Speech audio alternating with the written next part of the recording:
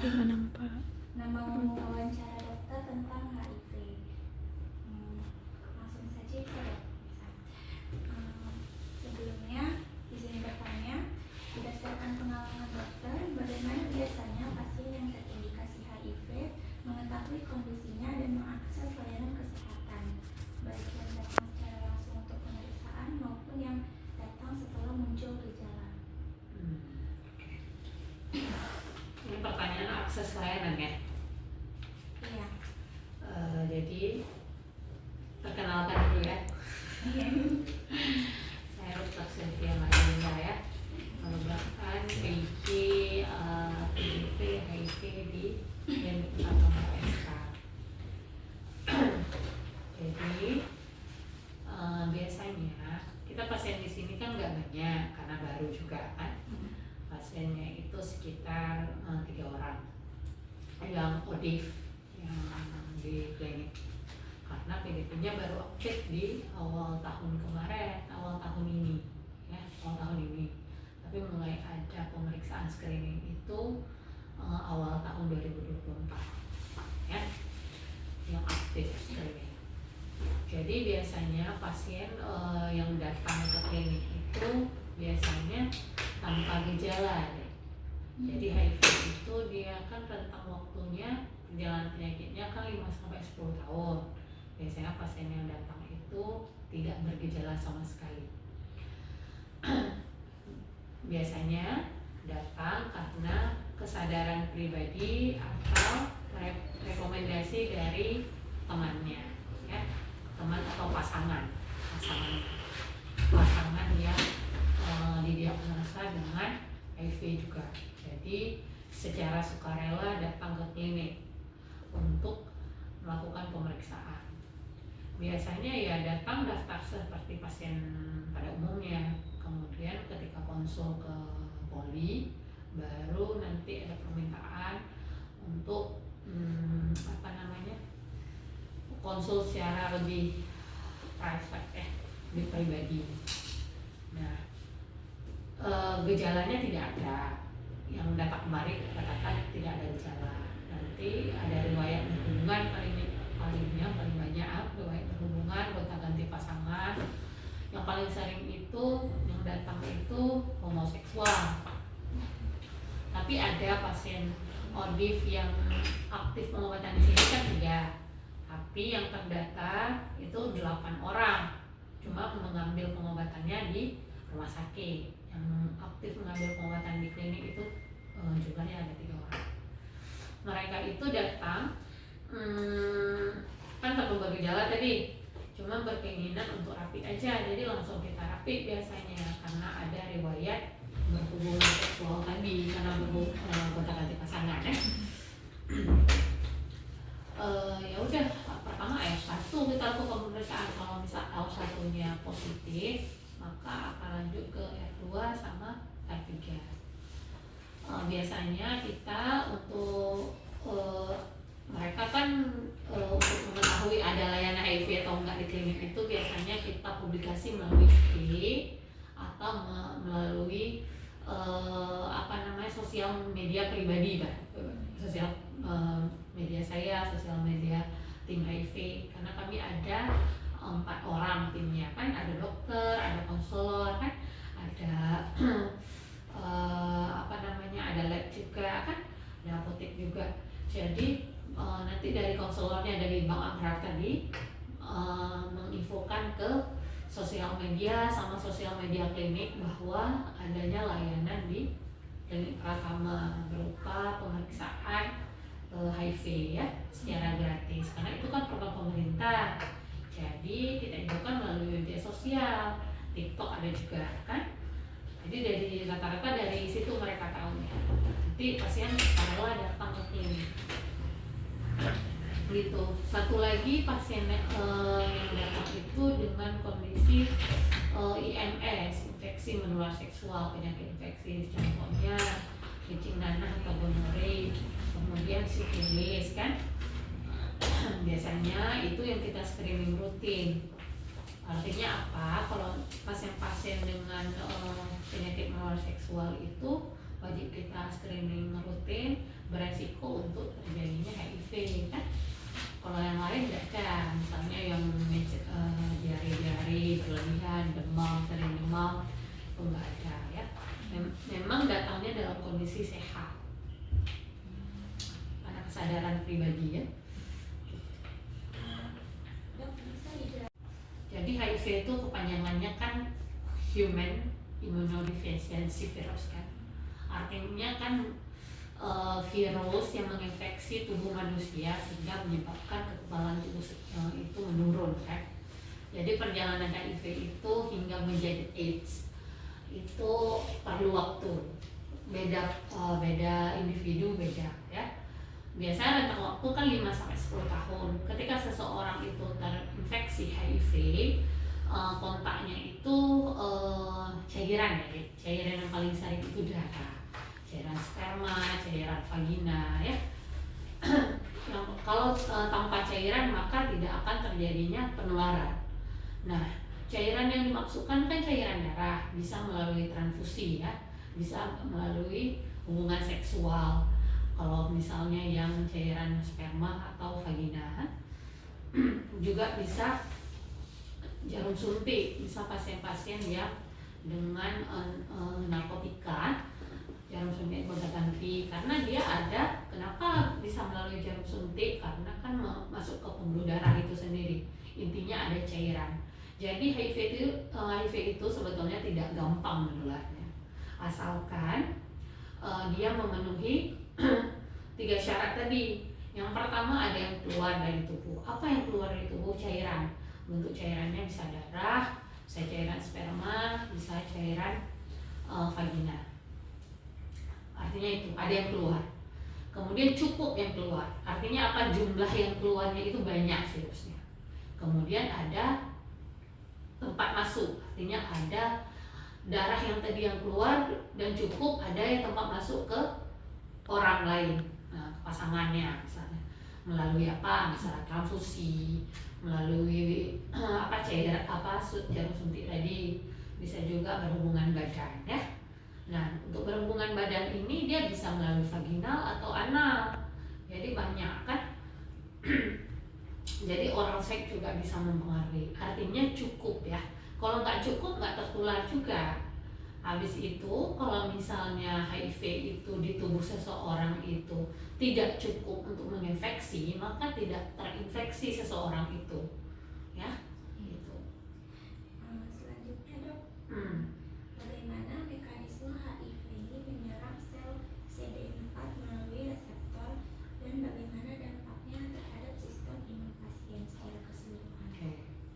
Jadi kan ketika ini saya tulis saja gampang. Jadi HIV itu kan virus. Nah, virus ini masuk ke tubuh manusia. Ketika masuk ke dalam tubuh manusia, dia kejarnya apa dek? Kerjanya yang dia kejar itu adalah sistem imun. Sistem imun itu kan limfosit ya, sel darah putih ya. Nah, lebih spesifiknya dia kejarnya itu namanya limfosit T atau T helper. Limfosit T ini dia ada reseptor, yang setiap sel limfosit T ini ada reseptor namanya CD4. Si CD4 tadi pertanyaannya. Nah, ketika virus HIV ini untuk mengejar T limfosit ini, dia akan berikatan dengan reseptor CD4. Nah, ketika dia sudah berikatan dengan reseptor CD4, virus ini akan mengubah diri dari RNA menjadi DNA. Jadi dia akan memperbanyak diri. Jadi semua dia akan mencari CD4-nya, kemudian akan match, kemudian akan membelah diri dengan rentang waktu yang saya bilang tadi. Ketika sudah banyak, maka dia akan pecah dan akan menimbulkan gejala imunodepresan. Ya, sistem imun tubuh itu akan menurun. Nah, muncullah gejala, misalnya pasiennya tiba-tiba udah batuk-batuk. Maka gejala HIV itu tidak khas dia, karena dia ketika imun atau CD4 itu turun akan menimbulkan gejala-gejala infeksi oportunistik namanya. Jadi bakteri, infeksi bakteri bisa, infeksi virus lain bisa diare pasiennya, bisa TBC pasiennya karena imunnya menurun. Normal CD4 itu di tubuh manusia itu 500 sampai 1500. Jadi kalau misalnya makanya pasien yang terinfeksi HIV itu biasanya dicek dulu dia CD4-nya itu ada berapa jumlahnya maksudnya. Kalau di atas 500 maka pengobatannya sudah bisa kita mulai kan. Kalau CD4-nya masih kurang, ARV-nya tidak bisa kita mulai dulu karena kita harus melakukan peningkatan CD4 dulu kan. Maka dari itu yang kita evaluasi adalah CD4-nya karena CD4 itu untuk menilai yang pertama keberhasilan pengobatan atau kegagalan pengobatan. Kemudian yang kedua adalah untuk menilai perjalanan penyakit HIV itu sendiri, apakah dia udah menuju AIDS atau enggak. Karena ketika CD4-nya di bawah 500 itu menilai bahwa pasiennya beresiko untuk menuju ke AIDS dan mengancam nyawa artinya kan. Seperti itu. Selanjutnya dok, apa saja yang bisa membuat kerusakan imun akibat HIV ini menjadi lebih cepat atau lebih parah? Gimana? Apa yang membuat kerusakan sistem imun akibat HIV ini menjadi lebih parah atau lebih cepat parah pada pasien? Apa yang menyebabkan kerusakan imun? Lebih cepat ya. Lebih cepat. Jadi kan seperti saya jelaskan tadi, ketika virus itu sudah menangkap sama reseptor si CD4 ini, kan dia udah tinggal di tubuh ini. Kemudian pasiennya itu juga minum obat-obat tertentu, misalnya contohnya steroid. Karena steroid itu dia kalau minum dalam jangka waktu yang panjang bisa memang meningkatkan imun. Tapi kalau misalnya untuk CD4 ya, tapi kalau untuk yang lain bisa malah merusak imun karena dia antara positif dan negatif. Jadi steroid itu bisa menurunkan angka CD4 kalau minumnya dalam jangka waktu pendek. Itu juga mempengaruhi. Seperti itu contohnya. Atau ada penyakit-penyakit lain pasiennya. Itu sangat mudah kan. Selanjutnya dok, bagaimana cara kerja obat ARV dalam mengendalikan infeksi HIV dan mendukung pemulihan serta fungsi sistem imun khususnya sel CD4 tadi? Oke. Kalau ARV, saya pending dulu ya. Kalau ARV, ada lagi. Menurut dokter, faktor sosial dan budaya apa yang memengaruhi kepatuhan pasien terhadap terapi ARV tadi dan atau akses mereka ke layanan HIV? Oke. Jadi kan kalau kepatuhan minum obat sama akses layanan itu faktornya itu banyak ya, Dek. Salah satunya adalah orang terdekat. Mereka pasien ODIF ini biasanya jarang orang tuanya tahu, tapi biasanya pasangan. Kalau orang yang sudah menikah pasangan atau yang pasangan yang memang pasangan dia gitu kan. Jadi sama satu lagi konselor kita tenaga kesehatan. Jadi kepatuhannya memang agak sulit mereka patuhi kecuali kita ada dukungan yang memang dari orang-orang terdekat sama kita sebagai nakesnya memang mewanti-wanti mereka untuk minum obat secara teratur. Salah satunya misalnya kalau saya sering kasih tahu mau sembuh, mau sehat enggak gitu, mau bertahan. Karena kan ARV itu dia tidak menyembuhkan deh, tapi kita membuat jumlah virus di dalam tubuh itu menjadi tidak not detected, artinya tidak terdeteksi sampai tidak terdeteksi. Bukan dia sembuh, tapi kalau dia stop ARV nanti kemungkinan pasiennya akan virusnya akan berkembang lagi, intinya seperti itu. Tapi kalau misalnya dia rutin minum obat, maka kan ARV-nya kan virusnya itu kan akan berkurang, CD4-nya akan meningkat. Kan yang kita kejar adalah kualitas CD4-nya itu harus di atas 500 kan, agar imunnya itu meningkat. Jadi kita sering wanti-wanti itu pasien mau bertahan enggak, agar kualitas hidupnya itu semakin panjang, beribadahnya itu taubat beribadah intinya seperti itu kan. Kemudian ada dukungan orang-orang terdekat. Kalau orang-orang sekeliling deh nggak mungkin, karena mereka sangat privacy ya. Misalnya temen yang nggak seberapa banyak, bahkan sahabat aja kadang nggak tahu mereka, karena mereka kadang diri mereka tok yang tahu sama nakesnya. Jadi dari nakesnya memang dukungan dari nakesnya, dari dokter misalnya, dari konselornya, bahkan ada pendampingan dari komunitas lembaga pendampingan untuk pasien ODIF ini. Jadi kalau kita tanya biasanya sama pasiennya mau didampingi nggak sama lembaga khusus, misalnya kayak Medan Plus gitu. Jadi kita tawarkan kan, atau dari komunitas yang di Banda Aceh ini. Jadi mereka perlu dukungan pihak lain gitu. Tapi jarang yang memang orang terdekat, maksud saya itu bukan teman ya, tapi pasangan. Paling pasangan yang tahu, pasangan yang sesama mereka, atau orang tua jarang yang tahu. Jarang, karena mereka nggak mau share, paling 1-2. Jadi kalau orang tua mendukung, orang tua ikut mensupport kita juga, habis itu juga ada pendampingan dari komunitas mereka tertentu, maka karena ada komunitas HIV yang memang mendukung, misal mendampingi mereka yang ODF ini untuk patuh berobat, untuk mudah mengakses layanan kesehatan. Karena sekarang kan udah gampang ya akses layanan kesehatan, karena di mana-mana udah PDP. Jadi kami gembor-gembor bisa kasih tahu, nggak usah malu, karena mereka rata-rata kan malu karena merasa itu penyakit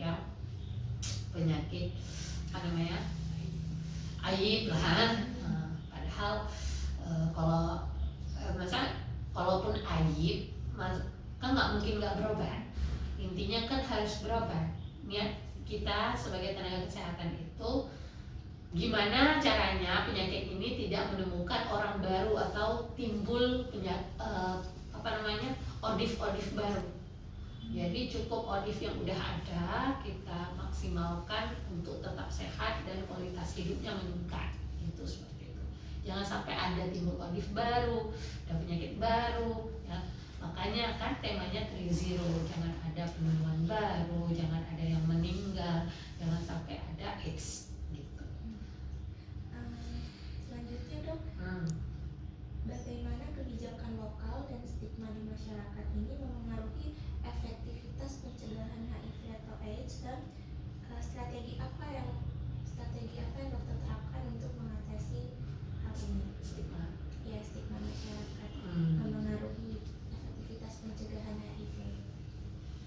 Sebetulnya deh kan, kalau stigma itu sulit ya, karena masih sangat, bahkan tenaga kesehatan sendiri ya di sini di fasilitas kesehatan khususnya tingkat pertama klinik puskesmas, bahkan masih menganggap wah itu penyakit aib kayak gitu. Jadi mereka kadang-kadang kan kurang nyaman. Itu kadang juga salah satu tantangan bagi dinas kesehatan. Kalau makanya kadang-kadang kita kayak pasang di mana tuh, kalau misalnya di jalanan, di baliho atau di media ini billboard. Nah, di billboard itu terkait HIV kan agak jarang tuh ya, karena kadang-kadang itu menjadi tantangan sendiri termasuk dinas kesehatan, karena kalau kita bilang pencegahannya misal pakai kondom segala macam ya, nanti kan masyarakat kadang seperti menyuruh gitu. Bahkan ada sekarang kan ada PrEP, namanya PrEP itu misalnya pasangan ODIF ini mau berhubungan minum dulu PrEP itu gitu misalnya, bahkan itu diharamkan. Apalagi Aceh ya, misalnya banyak stigma negatif terhadap kebijakan lah, karena niat kita biar nggak tertular kayak gitu kan ya, tapi masyarakat masih menganggap tabu, bahkan edukasi masih dianggap tabu, jadi kadang-kadang kesulitan juga kita. Meskipun pasien HIV tadi sudah rutin menjalankan ARV, apakah ada kemungkinan untuk tetap menularkan virus kepada orang lain? Lalu langkah apa yang biasanya dokter sarankan untuk pencegahannya? Jadi kan kalau misal pasien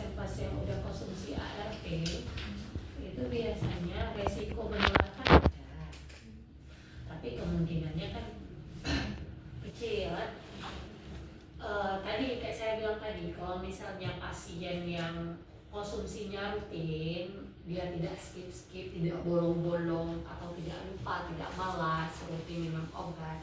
Karena jenuh ya dia minum obat setiap hari, kemudian seumur hidup itu jenuh.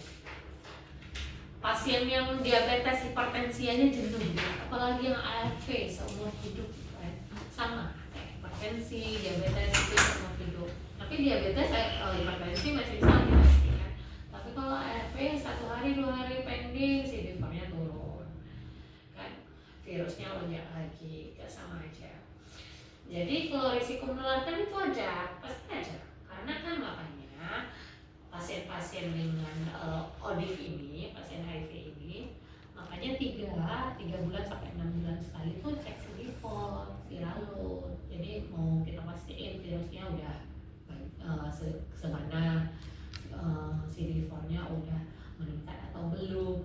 Biasanya kalau mereka-mereka yang patuh minum obat, CD4-nya tuh meningkat 100 sampai 150 nih.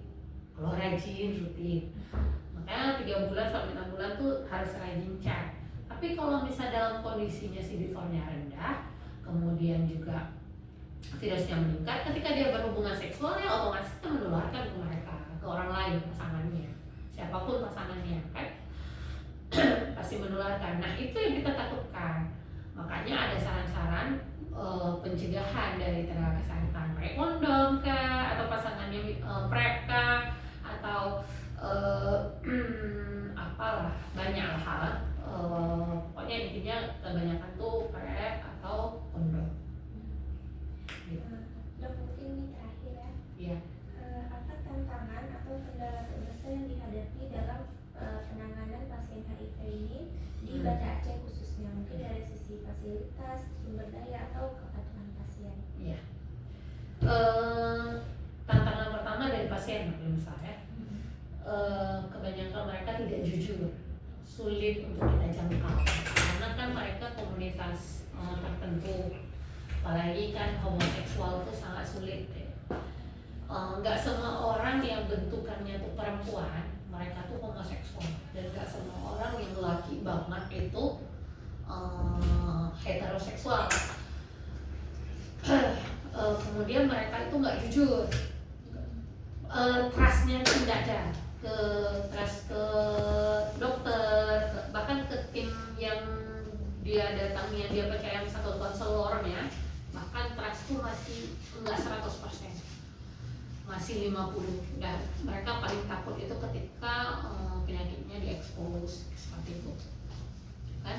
Jadi karena kurangnya trust, kemudian juga sulit kita jangkau komunitas-komunitas tertentu. Karena kan kayak misalnya kita lihat kayak contohnya mahasiswa, ada fakultas-fakultas tertentu yang kita lihat kayaknya ini banyak lah ya, tapi untuk menjangkau itu sulit deh, karena perlu prosedur surat-surat, kemudian stigma dari dosen-dosen, stigma dari masyarakat, orang tua banyak. Nanti kok mau cek, kok ini, emang anak saya ini, gitu-gitu. Bahkan dari pasiennya sendiri, kita untuk gali aja itu sangat sulit deh. Paling kalau saya biasanya lihat gestur tuh, kalau pasiennya ada keluhan, misal gatal-gatal atau apa, kayaknya nih penyakit ini ya, misal pikiran saya seperti itu. Tapi kalau saya kadang nggak berani nanya, kalau saya mau nanya, apakah mau ada 2 homoseksual, rasanya tuh sulit deh, karena kita kayak menjustifikasi dia bahwa dia melakukan sesuatu yang tidak seharusnya dilakukan. Karena kan hubungan seksual itu kalau di Aceh nih ya, di Aceh sendiri itu kan kalau tidak menikah itu tidak lumrah kan, karena hal-hal seperti itu udah Allah ciptakan bagi-bagi yang menikah, kenikmatan yang didapatkan ketika orang sudah menikah.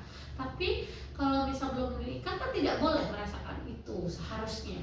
Tapi karena mungkin faktor-faktor media sosial, pengen tahu, jadi kan hal itu terjadi. Dan juga kalau di luar Aceh kan mungkin udah sering ya, tapi kalau di dalam Aceh kan masih sangat tabu. Jadi kadang-kadang kalau saya mengulik itu saya takut mereka merasa saya ngejudge atau saya menjustifikasi mereka. Jadi kadang-kadang saya lihat gestur, kalau misalnya mereka lihat, dok, kenapa? Saya tuh langsung tanya.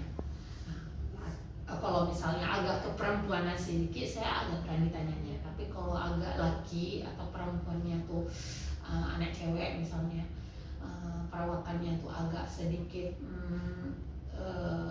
nakal, saya berani tanya. Tapi nggak semua anak nakal itu bermasalah, bahkan anak yang kalem itu bisa sangat ini ya. Jadi kita nggak bisa baca orang, jadi maka menjangkau pasien itu sangat sulit ya.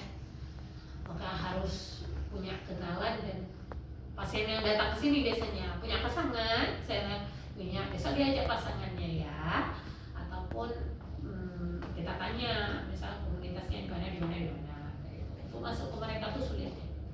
Itu sih kalau saya.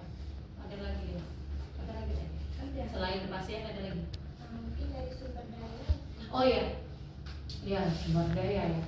Kalau misalnya SDM, kalau SDM ini rata-rata SDM tenaga kesehatan ada. Tapi kalau misalnya NHP kayak rapid segala macam, alhamdulillah Indonesia menyediakan ya, walaupun kadang-kadang terbatas juga kan. Cuma sejauh ini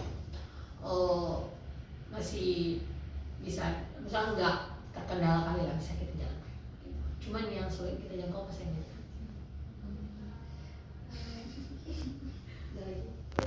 Mungkin Paling ARV itu lagi ya nih. Tadi saya takut salah jawab nanti. ya. Soalnya itu mendalam. Ya, ada pasien ya. Nanti lagi ya. Makasih banyak ya dok.